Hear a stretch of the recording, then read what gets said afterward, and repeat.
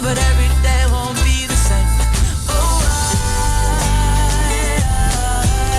Christopher Martin in the afternoon. Yes, I can.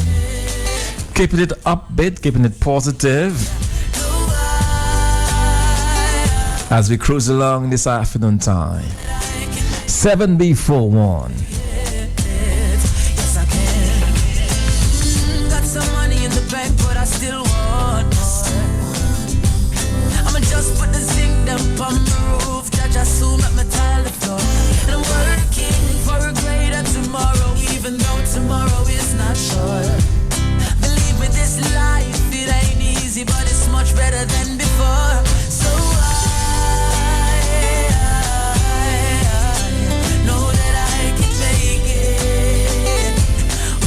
stop trying, so I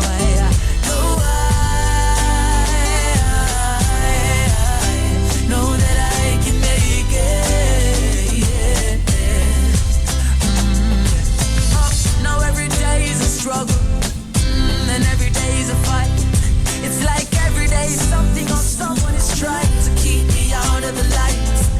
Oh, but nothing good comes easy, not in this game of life.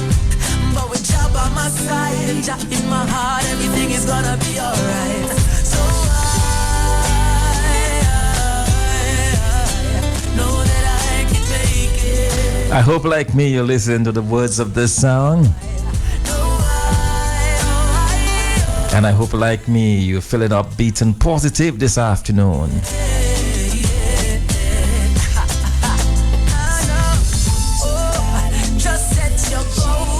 You know, we can always mope and moan and, grumble about our situation. But every now and then it's good to just look at the bigger picture. We've got life, we're alive. And even if you're sick today, this is just temporary, okay? In a couple of days' time, in a week's time, you'll be up and about. Always a brighter day ahead.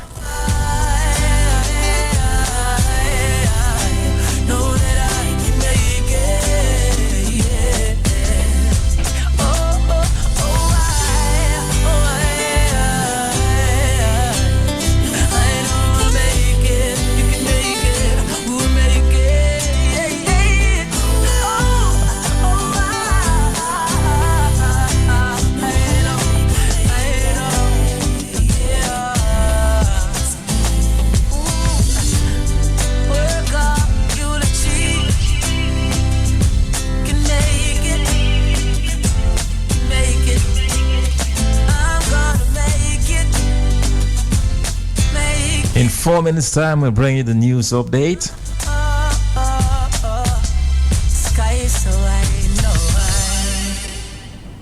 As we continue this afternoon, just to remind you, if you've not yet heard, and if you're in the area and can do so, we'd encourage you to go up to the Princess Margaret Hospital to give some blood to the man, PJ. Also, just to donate to the blood bank here at the hospital. Always in need of blood of all types. So it's a great opportunity to do something great this afternoon. Take a walk, take a drive, take a bus up to the hospital. This is a call out for blood donors. And of course, we want to wish Patrick John all the best as he continues to struggle with this illness. Pray that he'll continue to overcome.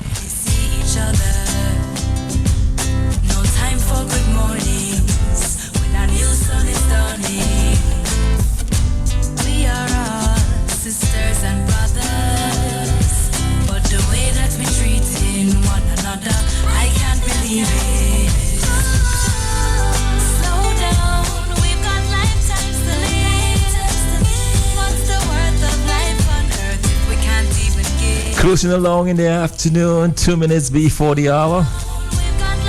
2 minutes when you get a chance to get off work for at least an hour. Wishing you bon appetit. All right, someone is on my telephone. Let's hear you. Good afternoon. Thompson, thanks for taking my call. You're most certainly welcome. Thompson, I need to tell you that Yes. Have your style, and trust me, you're right on cue. You're doing good. Well, thank you. I appreciate it. Thanks so much. Excellent. Thank you.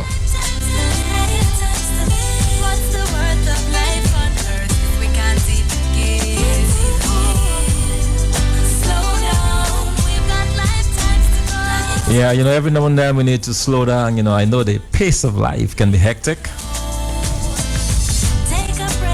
Take a breath, relax a bit, and listen to Q, okay?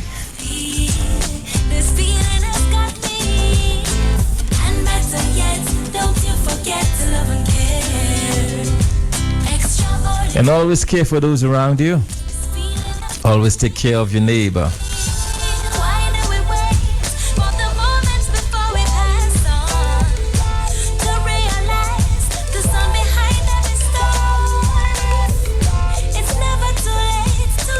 Right after the news update at 1 o'clock, we'll begin with the talk.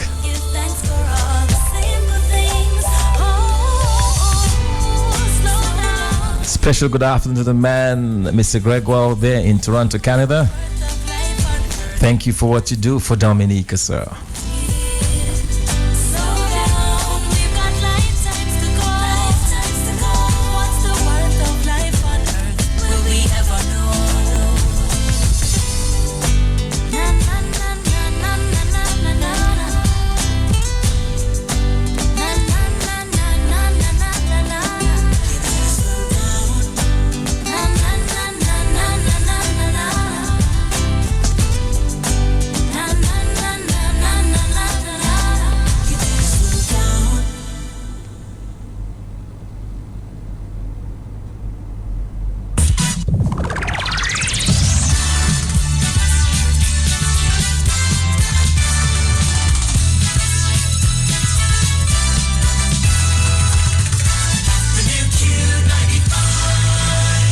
Welcome to Q95's Lunchtime News Update for today, Thursday, February 25th, 2016.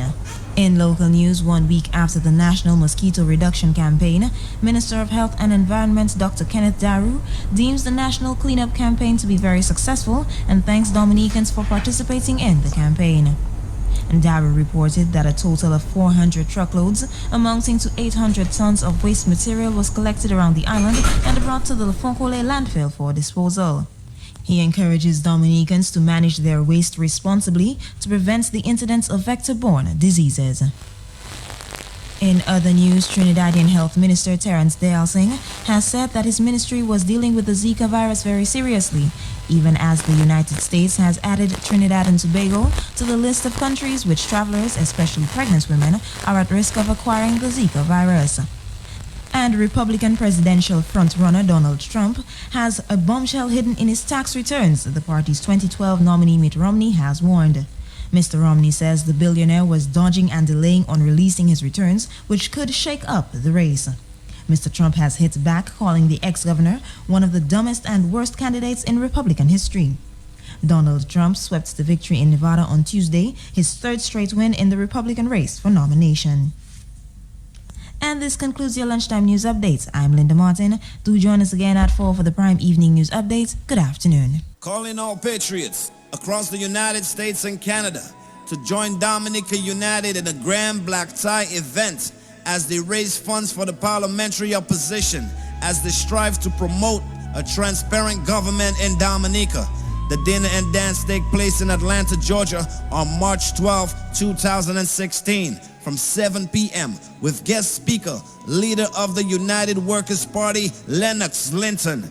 For tickets and information, call 678-468-1558 or contact us at exit202@hotmail. Tickets are going. Get yours now.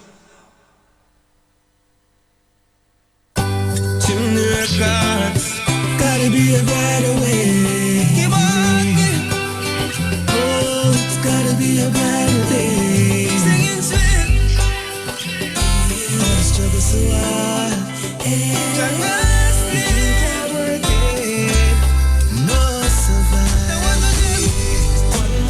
Thanks indeed to Linda Martin there for the news update.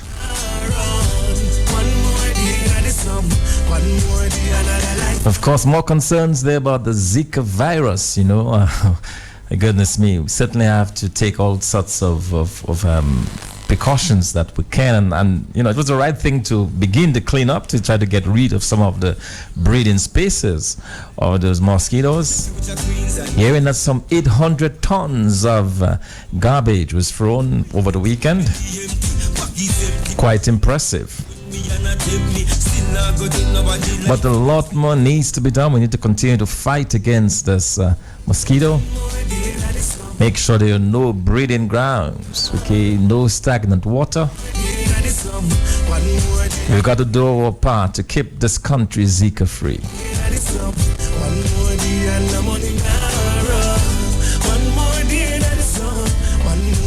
One more day, it's Thursday. It's the 25th day in the month of February 2016. And before you know it, February will be gone. And we'll usher in the new month of March. Certainly, this year is marching along.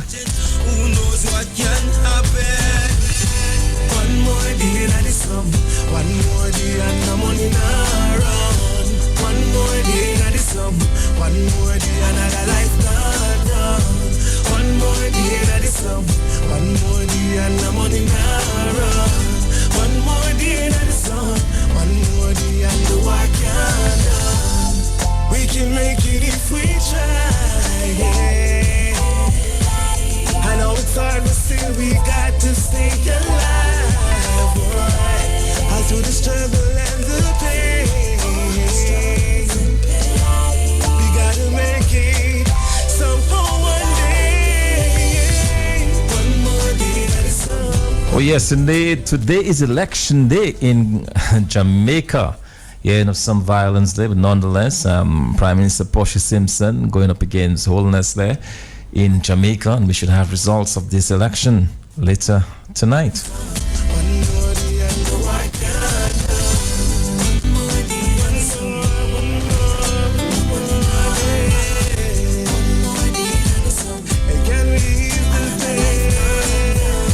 Well, welcome to Talk on the Block for today, Thursday, 5 after the hour of 1 o'clock.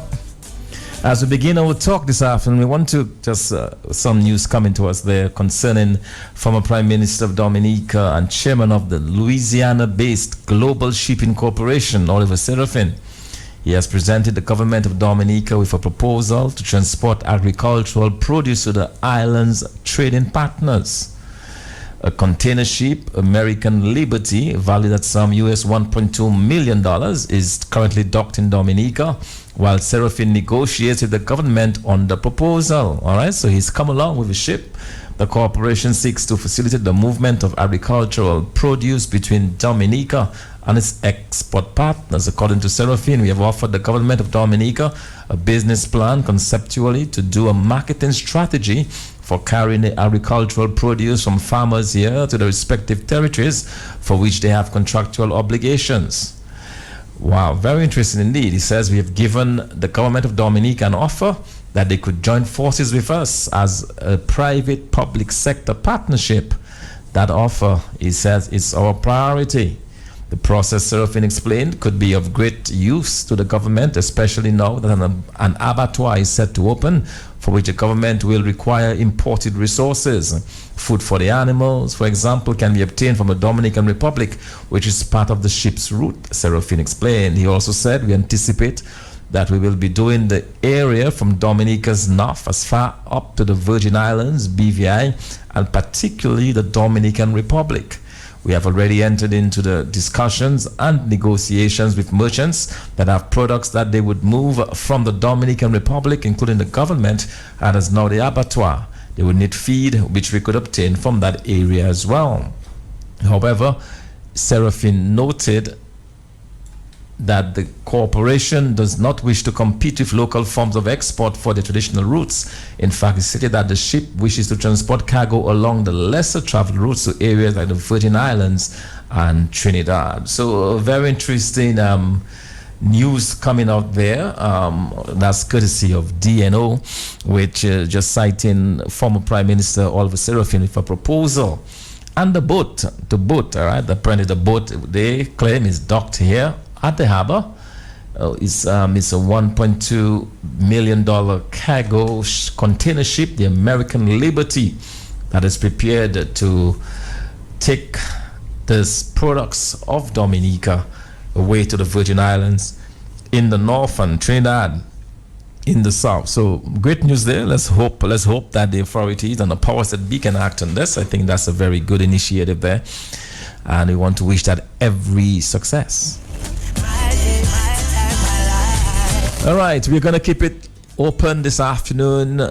You can call us here 449-3095, 449-3096, 449-3097, or you can call us from the overseas line 305-432-9624. I know that a lot of farmers, have been talking about getting this means of shipment to the other islands. Believe that there is a great demand for Dominican produce, but if you can get it out there in a timely fashion, especially if we have a container ship, that's great news indeed. All right, we already have a caller here. Let's go to the telephones. Good afternoon. Hello, good day, Mr. Fontaine. Yes, good day. Free Joseph, you're doing a good job for Matt. Although I find you would give the callers at least more time to express yourself. Matt would cut some people off. Anyway, thank you for holding on. Now, my problem is concerning Lupe. Just a couple of days ago, there was a general cleanup. So I went by the bay by my place, where people was accumulating a lot of pieces of iron and all these kinds of galvanized and all kinds of things, electric fan burning it there for years. Now I brought the environmental people from Roseau there several times. Last year they put a bag of diapers in front of my gate, 4 feet from my gate, and there's a red sign that's saying do not dump rubbish. Okay. So 2 days ago, I think I called yesterday on your show. Somebody did that same thing again. They put a bag of trash right by my gate. Now, one they think it's bad they're doing to me, it's bad they're doing to the environment and the kids, because I don't really go by the bay, by my gate. It's the kids that play there.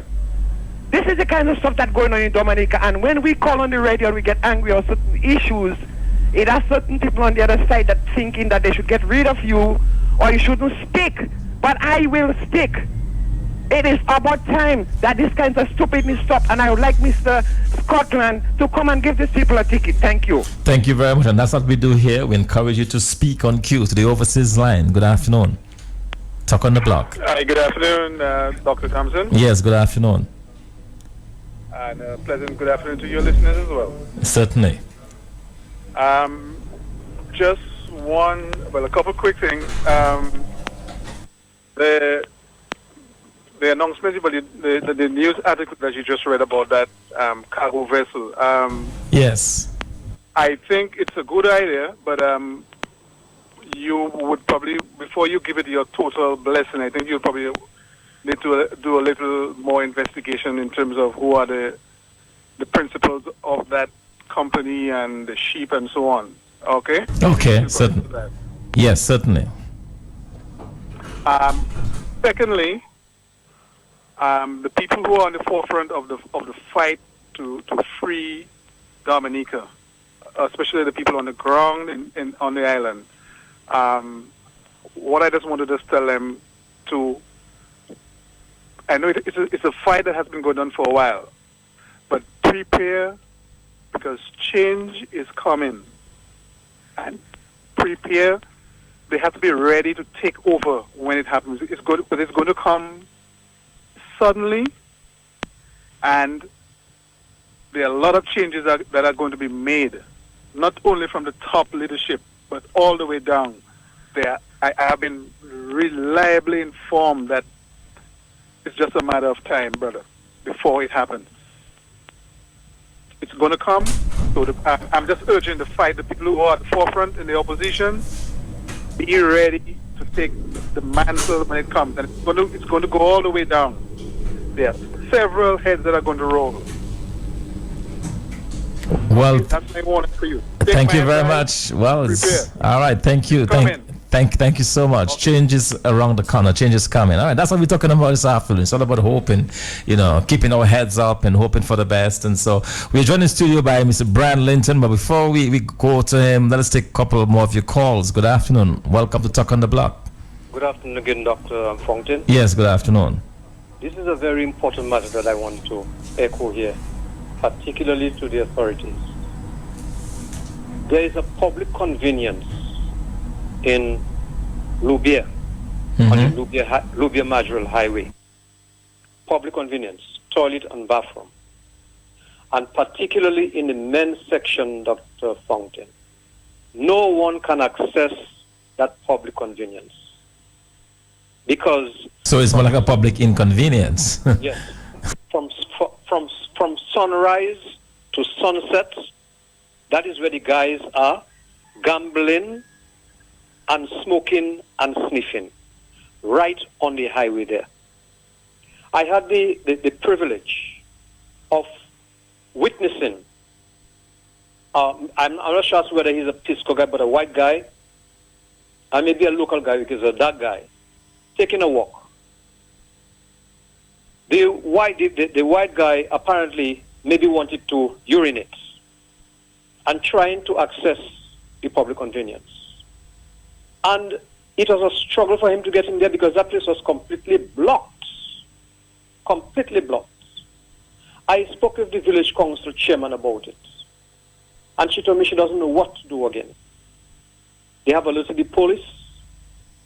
And the police doesn't maybe, assist as they should. And the provincial police and the Granby police, they drive up and down there every day. So I am calling on the police, on the authorities, the security force, to assist the Loubier Village Council in that regard, to ensure that that public convenience can be accessed by those who want to make use of it. I mean, it is appalling. It is appalling, and the guys will not go and do those things in their yard or in the front door. But every day, even on a Sunday when you come from church, going to church, these guys are there. They're gambling right there, and the police drives up and down. And the sad thing about it is that in the afternoons, when these school boys, the young guys who go to school, they leave school, they go hanging out around there, and they see exactly what is happening. And therefore, eventually, if they have not started already, they will get involved and participate in that thing. But the authorities, and I'm calling on the police commissioner, the provincial police, these two areas in particular, to assist the village council in ensuring that persons can make use of that public convenience on the highway in Loubier. It is time that nonsense is stopped, because the council can't do anything. As a matter of fact, when they go to them, the guys threaten them.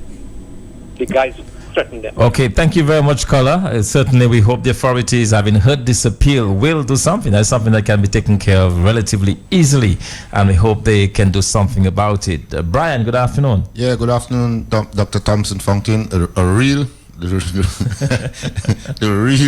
Dr. Thompson Fontaine. Good afternoon to you. Very good afternoon to you, Brian. A hard-working doctor, the doctor who has earned his doctorate, attained his doctorate through hard work, study, and cemented that, with a ton load of experience, Yes. So, and even by now, the experience in itself is worth a doctorate by itself, So, yes, so that's what we're talking about. But Thompson, let me say good afternoon to all our listeners. Especially good afternoon to the beautiful people of the Margot constituency. I want to say good afternoon to the people of at the travel professionals.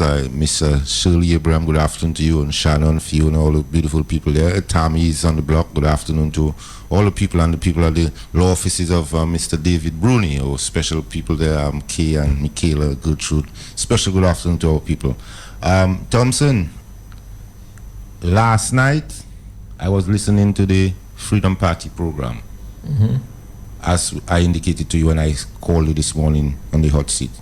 And at the conclusion of that program, Thompson, it was clear that the members, the leadership of the Freedom Party firmly believes that the only course of action that's available to us right now in response to the corruption, in response to the mismanagement, in response to all the passport selling and all the other criminal activity is to get rid of this government through civil disobedience. And I want to agree with the leadership of the Freedom Party. I didn't hear them refer us to the playbook of Charles Savre, which involves stoning of people of whom, remember Peter Karam? I wish Peter Karam is listening and he could call in today to tell us of his experience when he went to that infamous meeting at the Parish Hall Center, Thompson. And when he was there, Peter Karam, my good friend, heard Charles Savre, according to Peter Karam, mention that to the crowd that they were going to visit the home of Jojo Karam in Roseau. And Peter left the meeting, ran home to warn his family so that they could prepare to take cover because the military was coming to them under the command of Charles Savre. Within hours of him reaching home, his house was on fire and it was raided with stones. Civil disobedience. Tony Asafan subsequently referred to that episode as the constitutional Cool Wash Brigade. So we may need to be considering whether as a people now it is time for us to resort to the playbook of the now president of Dominica, Charles Angelo Savre, because during that time, if there are different chapters in that playbook, you have a chapter dealing with how you deal with government ministers.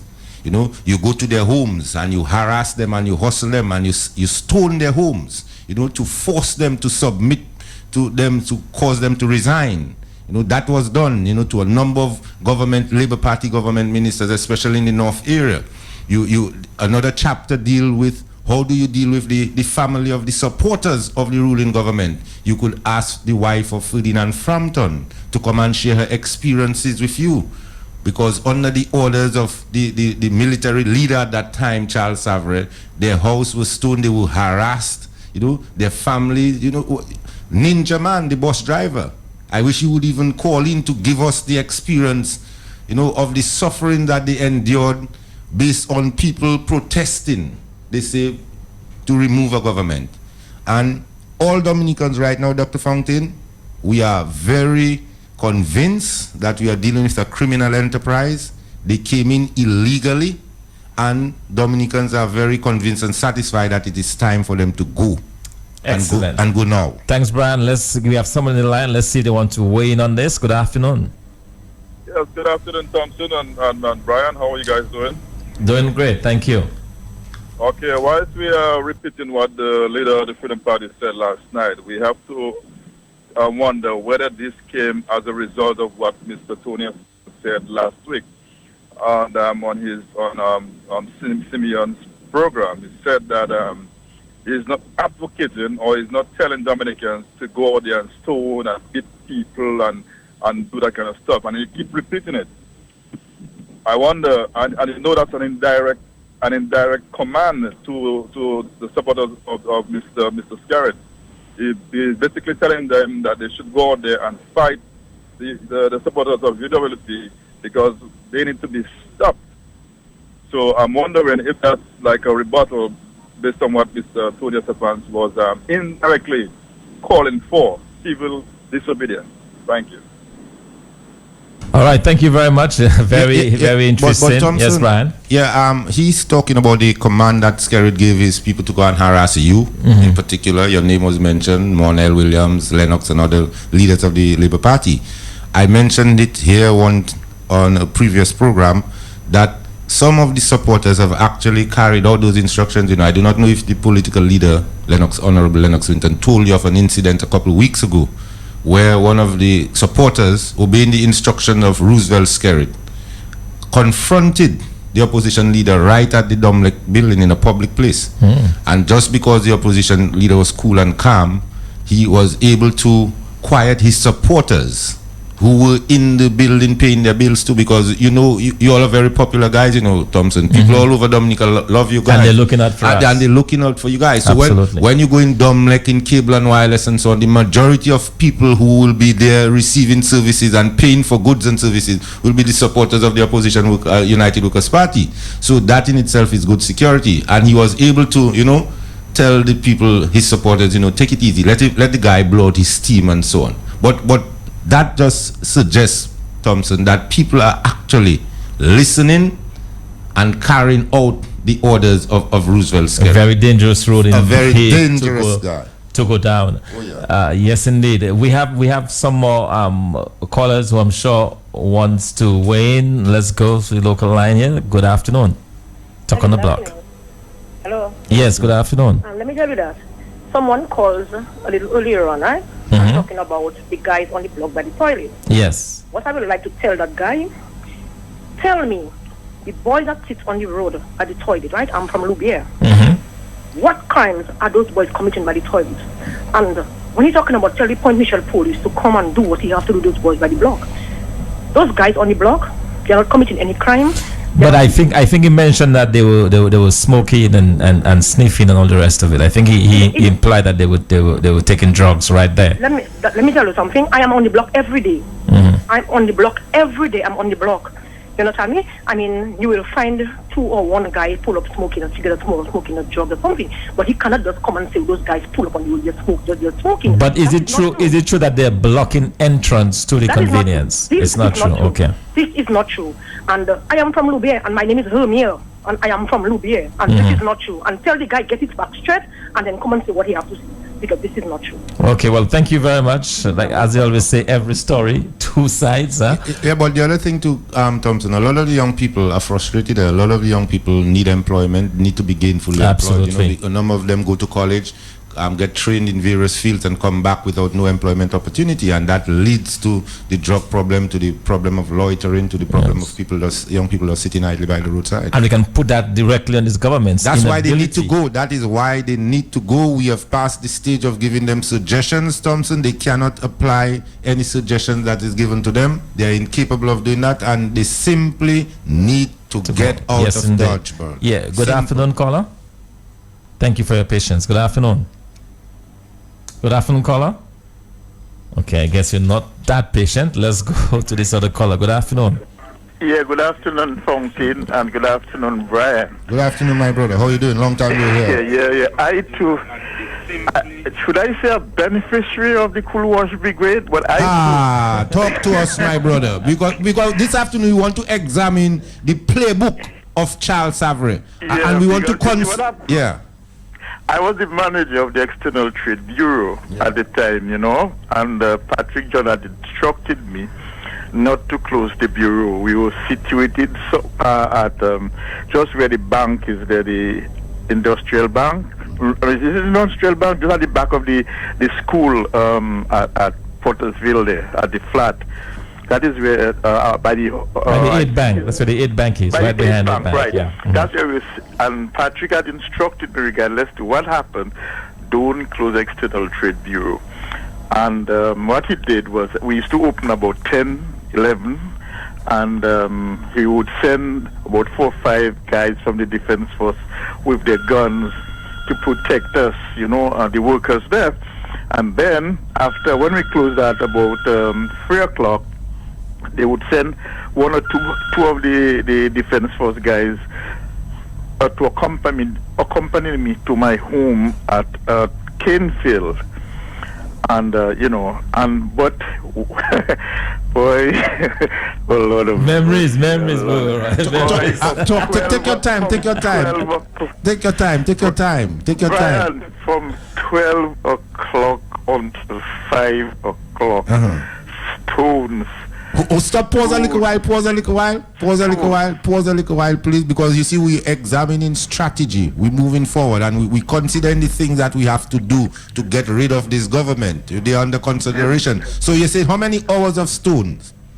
Stones, midnight, as soon as midnight strikes. It's stones. From midnight to about 5 o'clock, stones and stones. And I was not married, so I had a girlfriend, and she had 2 kids, and we had to sleep underneath the bed from 12 o'clock. So even you as just an operative. I cannot. I would not leave the house until the defense force would come for me at about 11 o'clock, 10, 11 o'clock with their guns. About 2, 3 of them with their guns, put me in their vehicle and bring me to External Trade Bureau. And after 2 weeks, man, it was too much. That's interesting. You know, Brian, I was not aware of that aspect of our history. You know, that's a very interesting. I did not realize, Roy, that extended even for those of our callers, those of our listeners. You know, this is Mr. Roy Williams. Better known as Bogle on the line.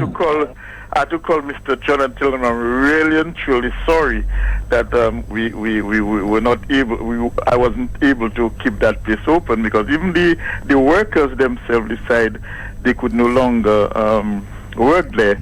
So we had to have the defense force delivering rice and sugar, especially for the hospital, because at one time. Remember, we are on the way to the hospital, that same little road going up the hill to the hospital. And they would not even allow us to drop rice and sugar to the hospital. I remember calling Charles, because, you know, we knew each other, and to tell him that... Which Charles are you referring to? Yeah, they didn't want us to even enter the gate. Mr. Williams, sorry, which Charles? You said Charles. Charles who? Charles Savre. The current president of Dominica. At least allow us to get in, you know, because what about 5 bags of sugar, 5 bags of rice? What I would do, you know, if we got that into the hospital, and not even that they would allow us to enter. So we had to dive back down, get the defense force with all their guns, come up, and that's the only way we could get to the hospital, but the crowd would not allow us to get into the hospital compound with 5 bags of sugar and 5 bags of rice. So what we want to, Mr. Williams, you've been giving us a lot of information, and we want to pause a little while, you know, to digest some of what you're saying, because here it is that we are talking about 1979, Dr. Fontaine, when Charles Angelo Savre and company decided that the Patrick John government, it is time for them to go. They accused them of all types of unproven allegations of corruption. Up till now, they cannot bring proof of the corruption that they accused Patrick John of. And Charles Savre shut down the country for 47 days and basically declared war on the people of Dominica, the different section. And Mr. Williams is giving you his experience. And one of the things that I wanted to highlight in that experience is the fact that the hospital was a target as well. You know, Mr. Savre, the president, could not even be sympathetic to say, okay, well, allow the sick and dying people in the hospital to get some sugar and some rice and some flour. You understand? Thompson, that is a hat, Thompson. Mind you, Brian, we didn't have to drive to go to Tong or Mawo, Newton, you know. It was right the same road, there, yes, in the streams, yes. Right up the road. And people would not allow us. We called this guy, and he said there's absolutely nothing he can do. So Charles Savre refused to give the sick and dying people. Tell the Prime Minister, because they didn't want the soldiers going all over the place with that's guns, wickedness, with boss. Trucks that's and wickedness. Everything, you know. Yes. So we didn't want the soldiers going all over the place delivering with guns and on the trucks and everything. So I had to call the Prime Minister, and the Prime Minister said, "It's a case of they not even wanting us to go to the hospital. He has no choice. He has to send the defense force with us." So they sent a couple of the defense force with their guns to make sure the people moved from the gate so that we could get inside of the hospital to drop 5 bags of sugar, 5 bags of rice. Yes. Wow. All right, guys. Well, thank you so much for sharing this. Very, very interesting. You know, Thompson, how would you describe a man, Thompson? Wow. A man that would prevent a hospital, a place where they take care of sick and dying people, old people, little children, babies, from getting the milk, the sugar. But I mean, in any conflict, the hospitals should be off limits in any type of conflict. Not for Charles Savre. Interesting. All right, we've lost this caller. Let's try this one. Good afternoon, caller. Hello, good afternoon, Doc. Yes. Good afternoon, gentlemen. Good afternoon. Yeah, man. Charles Savre knows the pain he brought to this country, you know. I mean, I have been into St. Lucia some 10 years ago, and St. Lucia is about 25 years in front of Dominica. Why do you think Charles Savre took his wife and went to the Pope to confess his sins? Because the bishop couldn't handle that. No. So he goes to spend his sins for the poverty we have this country in. So when Roosevelt script talks about what he doing now should have been done 20, 30, 40 years ago, Charles Savre, the president of Dominica, is also responsible. But the Pope can help him. The Pope can help him, gentlemen. Thank you very much. Thank you very much. All our lines are going, Brian. Let's get in a few more calls. Good afternoon. Yes, good afternoon, sir. Good afternoon. For correction of Mr. Bogoroy, the CTB was located directly where Dowasco have their storeroom in Goodwill. For pipes, yes. That's correct, sir. That's correct.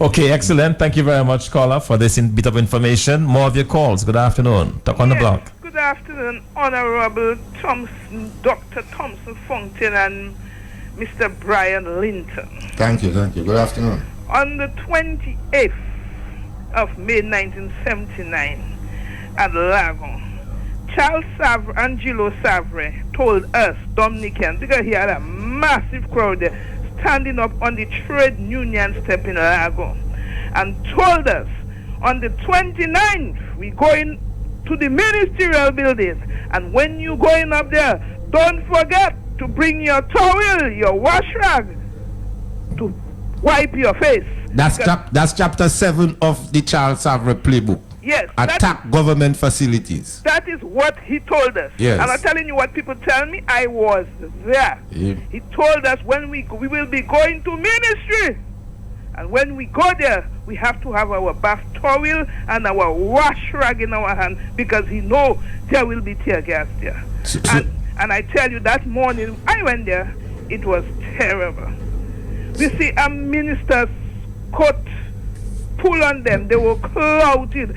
Like, oh my God, it was just a terrible thing to see. So what he said that we have to have when we go into those types of protests to attack government buildings? Our wash rag, our bath towels, because you know. So we need to start putting our wash rags and bath towel in places for that, you know, and our little water canisters. Yes, we told us we have to go on the ministry with that, because you know he can be listening now. Yeah. He know exactly what he said, and he told us when we going on the ministry, that is, don't forget to take that. That is what we have to have. Have a blessed day. Bye bye. Thank you. All right, Thompson, thank you very much. Thompson, as a member of the leadership of the United Workers' Party, I wonder if you can give the people the assurance that if that you will encourage people who choose to engage themselves in civil disobedience to keep the hospital off limits, please. We that part of Charles Savre's playbook, I feel that it should not be considered. No, it should not. It's against any. It's criminal. Decency against But the part where the other part that she identified, chapter 7, where he deals with how we attack government buildings, to prepare for that. That is good information. Save your wash rag, your bath towels, your little canister and so on, your boulet sack that you put on your back and so on, Get those things there prepared. That's good information from Charles Savre. More of your telephone calls. Good afternoon. Hey, good afternoon, Thompson. What's going on? It's Roger. Okay, great. Hey, Roger, how you doing? Hey, Roger, how you doing? Hello, Brian. What's going on? Roger, my brother. How you doing, my brother? I'm good. Listen, I'm glad you guys going down memory lane with this. I remember I was a teenager, and I remember witnessing what they did to the Karam's house. That was incredible. Okay. I mean, Savre, the caller was right. He had to go to the Pope to confess his sins, because Malzé can't handle that. That's too much of a heavy load, I mean, what can I say? But yeah, I just wanted to call you guys and say you guys doing a good job, and you guys should keep that conversation going for quite a while, actually. Oh yes. The time is now. I think we need to revisit 79 again, and not only revisit it in rhetorically, but in action, actually. Oh yeah. We want to learn the strategy used by in 79. Yeah. Oh, yes. Because it was a You know winning what they say, strategy. It was a winning strategy. What goes around comes around, you know. There's no question about it. Oh, yeah. You know? And you must admit, Roger, that it was a winning strategy. It was a winning strategy. I mean, after all, the man is the president now. Exactly. You know, it may have taken a little while, but the end, I guess the end, as far as he's concerned, the ends justify the means. Yeah, and it's a strategy which clearly had short-term, medium, and long-term benefits for Absolutely. Yeah. Absolutely. So it's a good strategy that we are considering seriously. And I suspect, I will be encouraging all opposition forces to employ that strategy from Charles Savre's playbook. Yeah. All right. Thank you. Thank you very much, Roger. Q95da.com live streaming of Talk on the Block. Good afternoon. Yes. Good afternoon, caller. You're on.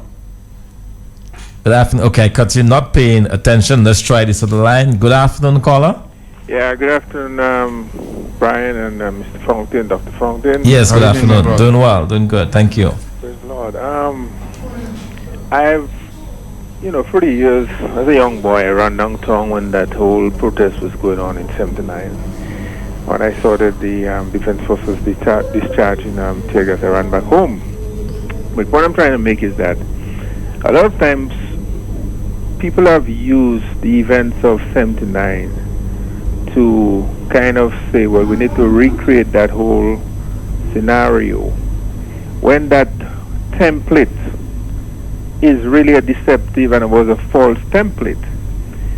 Because what Patrick John was accused of at that time is nothing compared to what this present administration is doing. I concur. And why is it that the hierarchy of the religious realm, particularly the Roman Catholic Church, who were instrumental behind the scenes, and the heavy players from that religious organization, the sons and daughters of Rome, who were instrumental in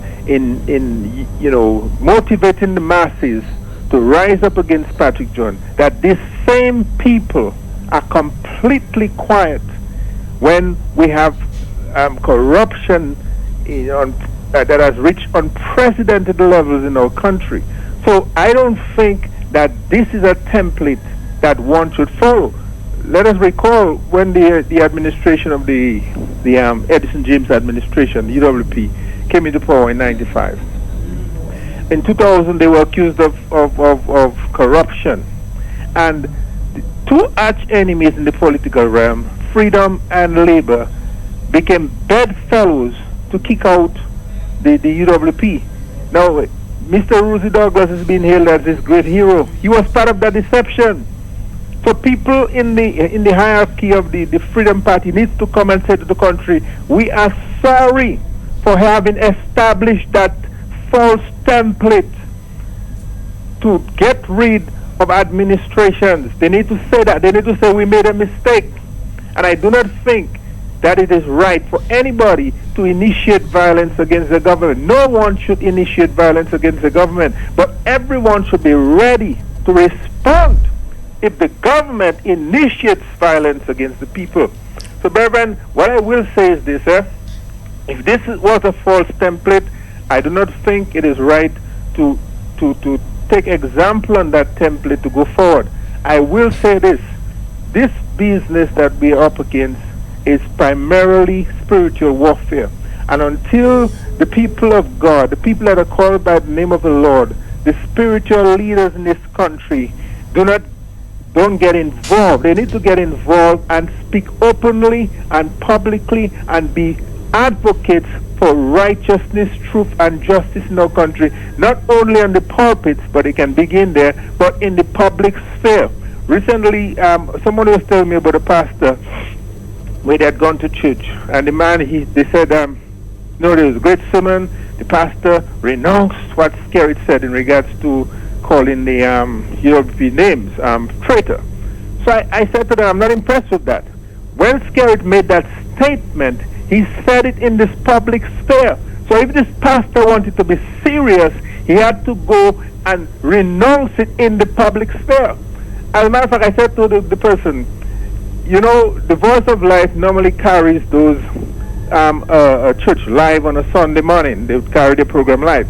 I say, I bet if this church service was being carried out live, that this pastor would never have made that statement. So there's a spiritual aspect to this whole thing. God's people have to get serious about confronting this evil with imprecatory prayers. This is evil. The kingdom of God occurs when men apply God's laws for the rewarding of good behavior and the punishment of evil behavior. Gentlemen, we need to be wise.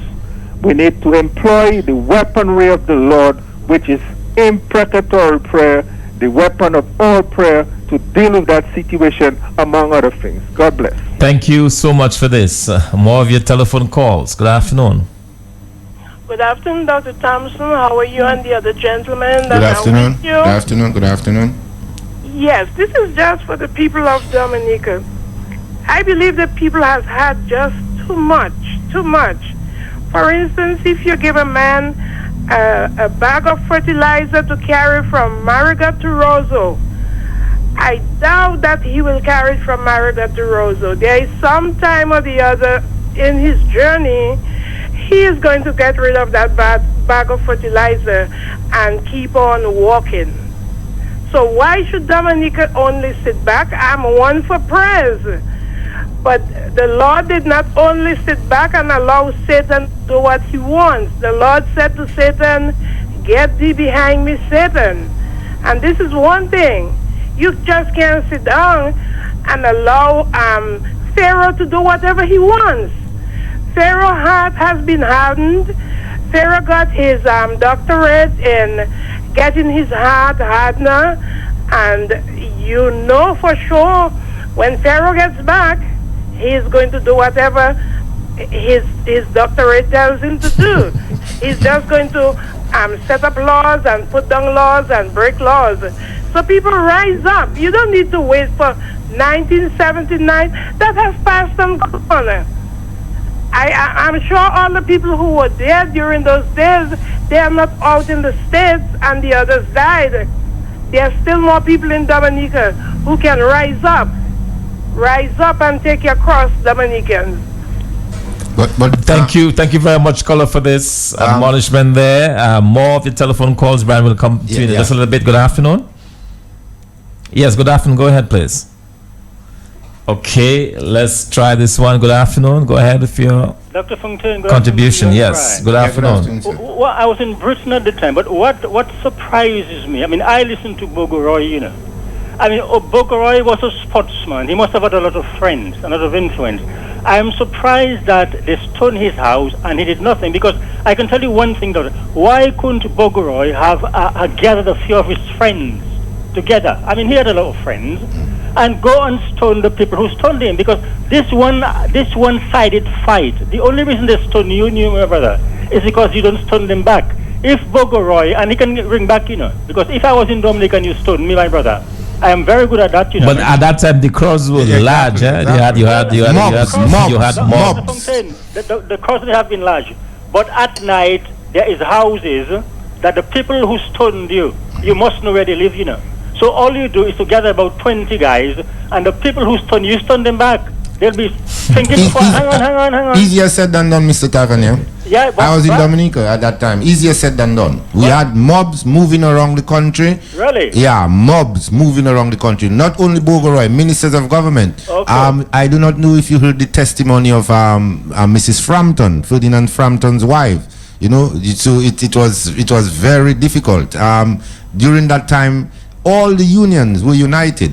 All the unions were united, and they had launched a major propaganda campaign against the government. You know, the schools, the principal of SMA, Brother Egbert Germain, actually led the students on the road in protest. Can you imagine that happening now? A principal of a school taking out his students to go and protest against a ruling government? That was what we were up against. The church was hard against that. The Catholic Church was behind that full steam. You know, that is why they could allow Brother Egbert Germain as a Christian brother to be part of the process. So you couldn't mobilize a team of 20 people to first turn? yeah, but those 20 people would have to face a mob of say 100 plus people. Well, you know, the people were gathering in those mobs. Mr. Tavernier, they were gathering in Parish Hall, you know, every day, you know, and the farmers would bring down food to feed them in Parish Hall. Yes, but Mr. Tavernier, your point is taken. It's 13 before 2, and we are quickly running out of time. Let's see if we can get a few more callers in. Good afternoon, caller.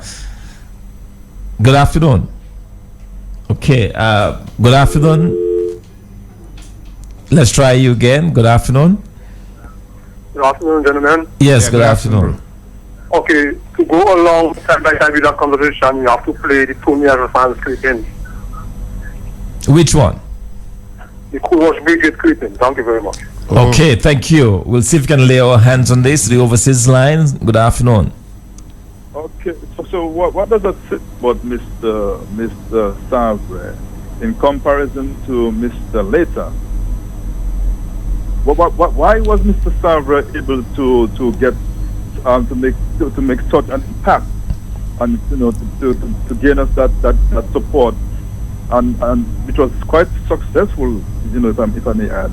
So what is preventing Mr. But I think a fundamental difference there, I believe, in just being looking at both times is the willingness of the people. I mean, there were people willing at this time to back up their words of action, and they were prepared to go out there and do what they did.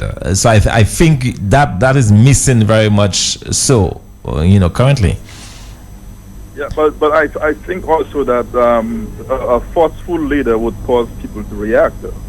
But apparently right now there's no one to inspire the people. I mean, Mr. Later is like he doesn't exist. I mean, today he says, okay, let's close down the country, and tomorrow he's somewhere drinking juicy.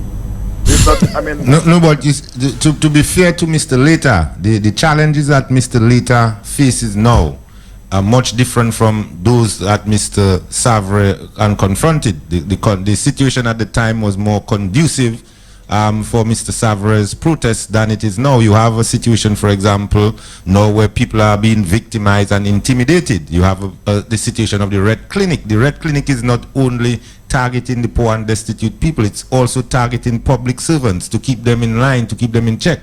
So you have all these public servants receiving benefits on the side from the Red Clinic. How do you expect them to respond to the union when the union tell them, let's go and strike against the government that's giving me benefit from the Red Clinic? So a lot of those challenges confront Mr. Later right now, and even the size of the union. The union is not as big as it was then, and coupled to what Dr. Fontaine mentioned earlier in terms of the willingness of the people to act, that those are very important considerations. So you're saying that the Red Clinic is what is holding Dominica Hospital? No, that's one of it's the, contributing. One of it's the contributing factors. Public servants are less willing, it seems, these days to go out and strike. Is it active right now? Are people getting benefits right now? From the Red Clinic? The Red Clinic is always active. It's probably not giving out as much as it was in the past because the funds are depleting. But the Red Clinic, in principle, is always active. Once the NEP is around, you have Red Clinic. And Kola, it also takes different forms. You have people being victimized very viciously by this administration. They are not being promoted. People who are less competent, people who should not be promoted over them. We see that in the police force, in the fire service, in the public service. People you have now in place, people who run those commissions and services, putting in place their people, government people, and people who would normally want to protest, saying, boy, I have my family to take care of, I have bills to pay, and they're less willing to step out. We did not have that level of victimization today in 79 that we have today. That's a major difference. And people literally fear. Public servants literally fear for their employment. They fear for their future prospects, and they're not going to just jeopardize their work because of what is going on. Additionally, Dr. Fontaine, is the destruction of the government institutions. Absolutely. Like the Public Service Union, the Police Service Commission, the IPO Commission. These are all in the hands. These are all in the hands of lackeys, government lackeys. People who will do anything. So you have this issue, and that's what we need to be aware of. Yes. With all due respect, what you guys just described to me is a bunch of people who are frustrated, are being victimized, and naturally that makes them victims. Okay, fine. So they are now victims, yes, but they're also a force. Yes, yes. A force that is waiting to react, to retaliate. So unless they get a Charles Savre, they're not going to do anything. I guarantee you, if Charles Savre raised up now, all these people who have been victimized will find the courage to want to go out there and do something.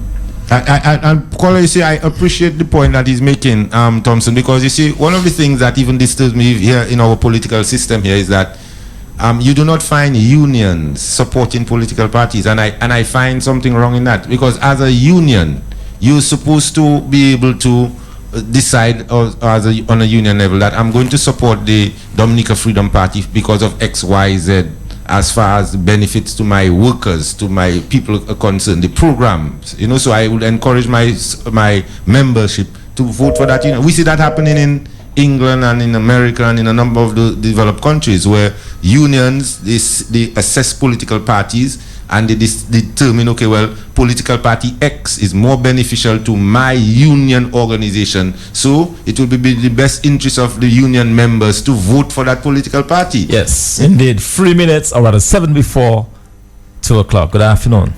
Hey, Doc, blessings to you, sir. Yeah, blessings. Braggy, blessings to you. Tyrone, how you doing, bro? Yes, sir. I'm cool.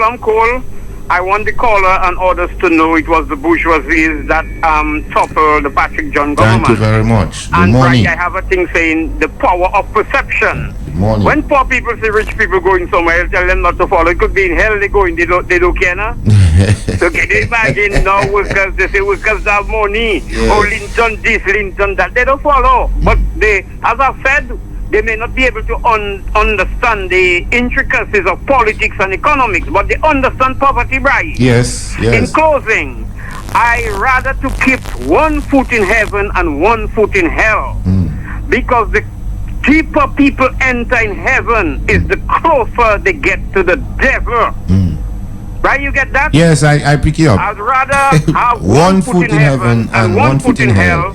Because the deeper and the people get into heaven is the closest they get to the devil. Hello, Mr. Malze. Are you going to help us and get rid of your brother in the Illuminati, Charles Savre and all the others? We don't even know what we're up against. If it's blood it takes, so be it. If it's bloodthirsty, let us give them some. But we cannot allow that law they want to go and that how they call it, Brian, or amendments to this law to facilitate the stealing elections, and they will remain there indefinitely. Boy, let us light it up. Remember, I don't talk about marijuana, cigarette, or Dominica. We lighting it up. Let us light it up. We lighting it up, my brother. Whatever it is to be got to listened, blaze. so be it. I am ready, Brian. Let it blaze, my brother. Thank you very much. Blessings. More of the telephone calls. Good afternoon. Good afternoon again. With the age of modern technology right now, public servants are scared to show their face at a public meeting. Not even going to their own meeting with the union. Some of them scared because you never know their picture might going to come out for the Prime Minister to see it. Because here are policemen there, a group of policemen coming to every public meeting in plain clothes to take pictures. And Brian, and thank you very much. That's a very important point. And people are really scared. I mean, and you have a network of people reporting to the Prime Minister. I'll give you an example. I went for a loan at the National Bank, and before you knew it, the Prime Minister knew. He had all my information because somebody from within National Bank picked up the phone and called the Prime Minister to give him that information. So you have people even at some critical institutions in Dominica who will take your information to the Prime Minister. They did. One of my friends unbelievable reported his information to the government. So people, I can understand the fear that people have, and that's the kind of thing that we have to really fight against and push back. And that is why, Thompson, a number of us have come to the conclusion that the only way you deal with that, you have to confront it, Thompson. We cannot just be rolling over. Prayer has its place, okay? But we normally say, even according to the scriptures, faith without works is dead. Okay, so that is why people have to get up now. They have to register their dissatisfaction. They have to register their protest against this government, not to fix the government, but to get the government out of office because they are incompetent and they have to go. We are tired of giving suggestions because they cannot implement suggestions, my brother. All right, it's 3 minutes, so let's take quickly a couple more calls. Be brief. We have just a couple more minutes. Go ahead, please. Good afternoon, Brian. How are you doing? Yeah, good, fine, thank you. Yeah, I want to make a point. One of the fundamental difference was the generation in which we live today. I mean, I was on the other side of the fence in that I was a police officer. But today we have a pawn and a CEO generation who do not care if Ash Wednesday fall on a Saturday morning. Right? But in 1979, it was a different kettle of fish completely. The young people in those days knew what they wanted. They were fighting for their future. I know dump loads of stones, leave St. Joseph and went to Roseau. That's chapter 8. They did not wait.